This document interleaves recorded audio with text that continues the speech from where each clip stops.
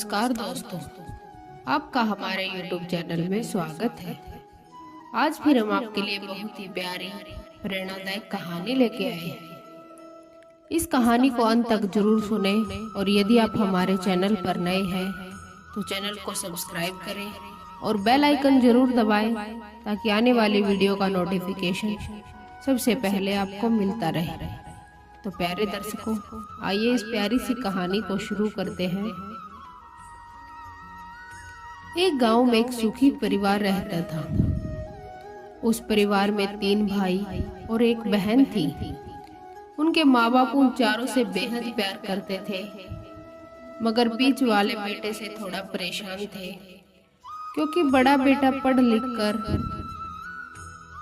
Doctor बन गया और छोटा बेटा भी पढ़ लिख कर इंजीनियर बन गया था। मगर उनका बीच वाला बेटा बिल्कुल गंवार और आवारा ही घूमता था। बस वो आवारा ही रह गया। अब उनके 2 बेटे डॉक्टर और इंजीनियर थे और दोनों बेटों ने शादी भी कर ली और कुछ महीनों के बाद ही उनकी बेटी की एक अच्छे घराने में शादी भी हो गई। मगर बीच वाला बेटा अभी भी कंवारा ही था, क्योंकि वो बिल्कुल अनपढ़ था और कहीं पर मजदूरी का छोटा सा काम करता था। इसलिए उसे शादी के लिए कोई भी लड़की नहीं मिल रही थी और उसके माँ बाप उससे बहुत परेशान हो चुके थे। अब जब भी उसकी बहन अपने मायके आती तो पहले वो अपने डॉक्टर और इंजीनियर भाइयों से मिलती। वह अपने बीच वाले भाई से नहीं मिलती, क्योंकि वह अनपढ़ था। बहुत कम मिलती, क्योंकि वो उससे ज्यादा पैसे नहीं दे पाता था। लेकिन फिर भी वो अपनी बहन से बहुत प्यार करता था। अब उसके पिताजी की बीच वाले बेटे की शादी किए बिना ही मृत्यु हो गई। उसके पिताजी चल बसे। उसकी माँ ने सोचा कहीं अब किसी के मुंह से बंटवारे की बात न निकले, इसलिए अपने ही गांव में एक सीधी सादी लड़की से अपने गंवार लड़के की शादी करवा दी। शादी होते ही न जाने क्या हुआ। अब उसका अनपढ़ बेटा पूरा मन लगाकर काम करने लगा और पहले से कहीं ज्यादा मेहनत भी करने लगा। अब तो उसे कोई भी दोस्त बुलाने आता तो वह उसे यही कहता था कि भाई, पहले तो जैसे तैसे अकेला कमाकर खा लेता था, मगर अब मेरी शादी हो गई है, मुझे अपनी पत्नी के लिए भी कमाना पड़ता है और कल को आने वाले बच्चों के लिए भी तो कुछ जोड़ना पड़ेगा। इसलिए दोस्त, अब मैं तेरे साथ नहीं घूम सकता। यह कहकर उसका गंवार लड़का सीधा अपने काम पर निकल जाता है। अब उसके दोनों भाई डॉक्टर और इंजीनियर आपस में ये बात करते हैं कि हम दोनों तो उस गंवार से कहीं ज्यादा पैसे कमाते हैं, इसलिए हम सब घर और जमीन का बंटवारा कर लेते हैं और उस गंवार से अलग हो जाते हैं, क्योंकि अब वो हमारे बराबर कभी भी नहीं कमा सकता। कभी कोई ऐसा काम नहीं कर सकता जिससे वो हमारे बराबर हो जाए और हम जैसा हो जाए। इसलिए उन दोनों भाइयों ने अपनी माँ के लाख मना करने के बावजूद भी बंटवारे की तारीख तय कर दी और उन्होंने अपनी बहन को भी बुलवा लिया और अपने गंवार भाई से भी यह कह दिया कि आज तुम अपने काम पर मत जाना, क्योंकि आज हम सब घर और जमीन का बंटवारा करेंगे।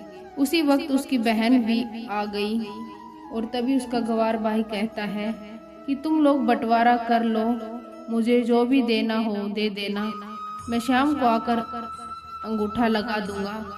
तभी उसकी बहन बोलती है, अरे बेवकूफ, तू तो अनपढ़ ही रहेगा, जमीन का हिस्सा तो आमने सामने बैठकर ही होता है।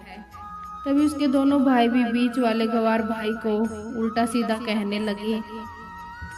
तब उसकी माँ भी उसे कहती है कि बेटा, आज तू काम पर मत जा, बंटवारा तेरे सामने ही होगा तो अच्छा होगा।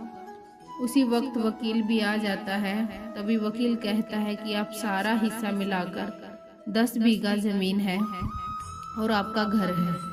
अब ये बताओ कि किसको कितना हिस्सा देना है। मैं उसी हिसाब से बंटवारे के कागज बना दूंगा। उसी वक्त उनका गवार बेटा गवार भाई कहता है कि वकील साहब 5-5 बीघा मेरे दोनों भाइयों के नाम लिख दो और ये जो हमारा मकान है ये मेरी प्यारी बहन के नाम कर दो। तभी उसके दोनों भाई और बहन पूछते हैं कि और तू हिस्से में क्या लेगा। तभी उनका गवार भाई कहता है कि मेरे हिस्से में मेरी प्यारी माँ है। और तभी वो अपनी पत्नी की तरफ मुस्कुराते हुए कहता है कि क्यों मेरी प्यारी पत्नी, क्या मैंने कुछ गलत कहा है क्या। उस गवार की पत्नी अपनी सास से लिपटकर कहती है कि माँ से बड़ी वसीयत क्या होगी मेरे लिए। और उसी वक्त उसका गवार पति भी अपनी माँ से लिपट जाता है, अपनी माँ से प्यार करता है।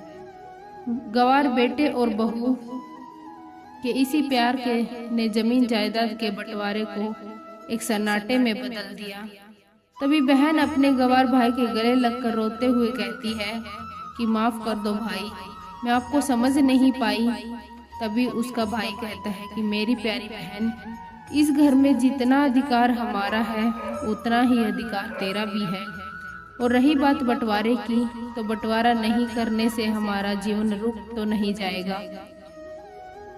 क्यों करते हैं हम बंटवारा? क्या हम एक साथ मिलकर नहीं रह सकते जैसे हम बचपन में मिलकर रहते थे? एक साथ मिलकर रहने की को ही तो कहते हैं एक अच्छा परिवार। एक अच्छा परिवार वही होता है जब हम साथ मिलकर रहते हैं, जब सब साथ मिलकर रहते हैं। और उस अच्छे परिवार को संभालती है एक माँ। तभी उसके अपने भाई भी बहुत शर्मिंदा होते हैं और वो कहते हैं कि सभी कागज फाड़कर फेंक दो, हमें ये सब नहीं चाहिए। और उस दिन के बाद ही उनका पूरा परिवार खुशी खुशी एक साथ ही रहने लगता है।